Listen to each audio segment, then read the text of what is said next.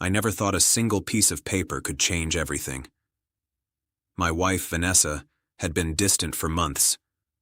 I'd noticed it first in the small things, the texts she hid when I walked by, the way she laughed a little too long at her phone, the way she spent entire evenings scrolling while I sat across from her, trying to connect. I told myself it was stress, work pressure. Maybe she was just tired. Then I started noticing the bigger things. Canceled plans, random errands.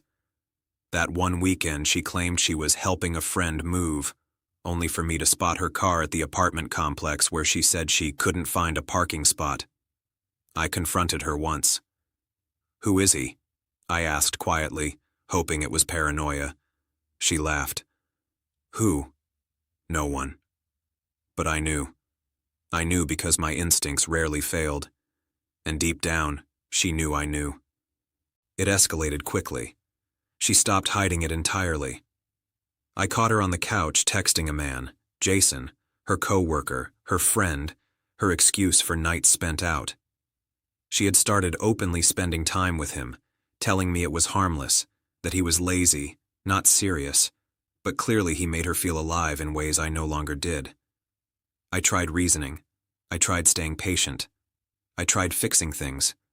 But when she told me, almost proudly, "He's just so easy to be around, unlike you," I knew patience was over.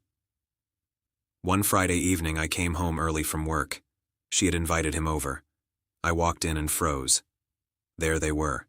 My wife lounging on the couch, laughing at his jokes, her feet tucked under her like she belonged there. Jason leaned back, smirking. I was invisible. I didn't yell. I didn't break anything. I just closed the door behind me and left. I didn't sleep that night. I didn't call anyone. I didn't even cry. I just wrote. I poured everything onto paper. Not angry words, not accusations, not revenge fantasies. Just truth. My truth. The years we spent together, the promises I made, the dreams I had built with her. How I had loved her wholly, despite everything. And how she had chosen a man who did nothing but take up space, a man too lazy to match the life we had built, over the person who had given her everything. The letter wasn't about shaming her. It wasn't about guilt. It wasn't even about her boyfriend. It was about her. About how her choices revealed the kind of woman she had become. I left the letter on the kitchen counter. No note, no threat, no explanation. Just the words I had spent hours writing. Then I left. I didn't block her number. I didn't hide. I didn't vanish. I simply walked away from the house we shared, from the bed we slept in, from the life we had been building while she flirted with destruction. Hours later, I received a text. "Where did you go?" I didn't reply. She called. I didn't answer. By the next morning, I knew she had found the letter.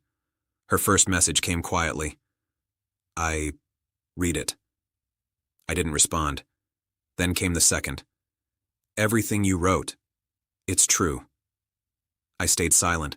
Her texts kept coming. "I didn't mean to hurt you. I never realized. I was stupid." And then the first phone call. She pleaded, her voice shaking. "Can we talk?" I let it ring.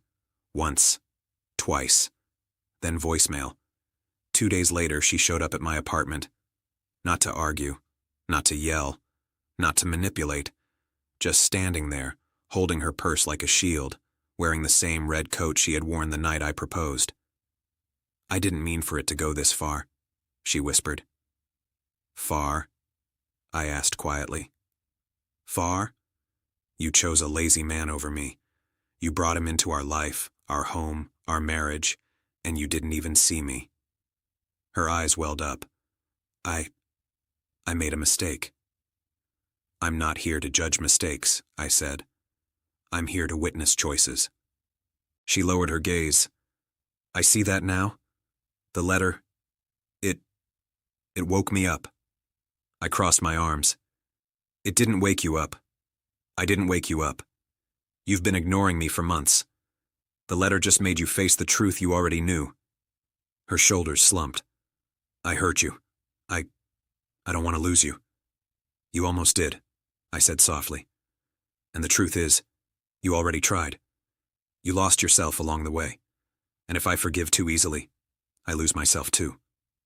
She nodded, trembling. I want to make it right. I want to fix this. With you.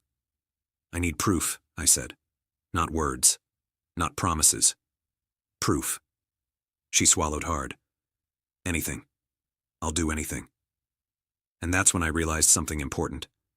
She'd been in love with the idea of love, not the reality of us. She had chosen comfort over commitment, laziness over effort, distraction over depth. And only when confronted with my words did she see what she had abandoned. I didn't give her an ultimatum. I didn't scream. I didn't cry. I didn't plead. I simply told her, actions speak louder than letters. If you truly want to earn back what you threw away, you'll have to show me. Otherwise, this ends here. She left that day crying. Not for me, not for us, but for herself. For the person she had been when she thought she could play with hearts and not face consequences. Weeks passed. She called sporadically, texted sometimes, sent flowers, small gestures, trying to patch the hole she had dug herself. But I stayed silent. The only response she got from me was my presence, or absence, matching the truth she finally had to face.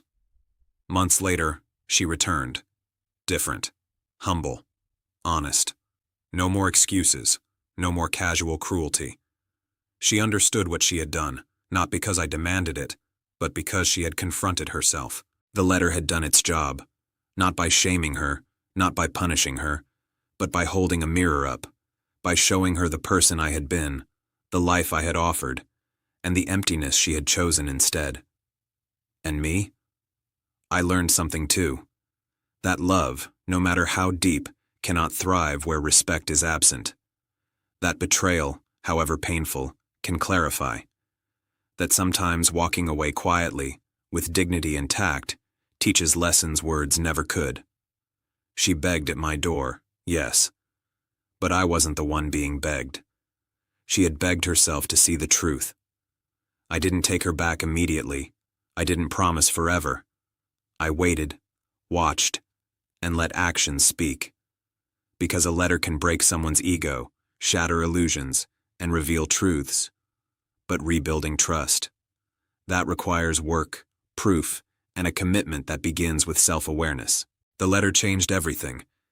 It revealed her betrayal, yes, but also the courage in standing firm, the power of clarity, and the truth that even in heartbreak, there's a way to reclaim dignity, respect, and hope for something real.